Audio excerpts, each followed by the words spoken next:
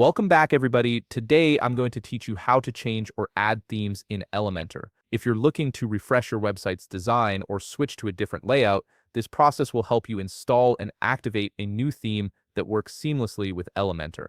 Let's get started.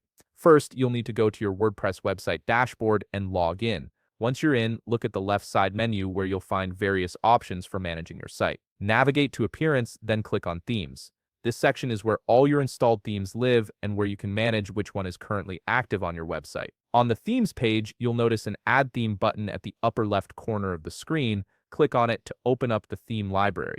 This gives you access to thousands of free themes available in the WordPress repository, many of which are fully compatible with Elementor and designed to work with page builders. Now it's time to search for a theme you want to use. You can do this by typing the theme's name directly if you know it, or you can use keywords related to the style you're looking for, like business, blog, portfolio, or minimalist.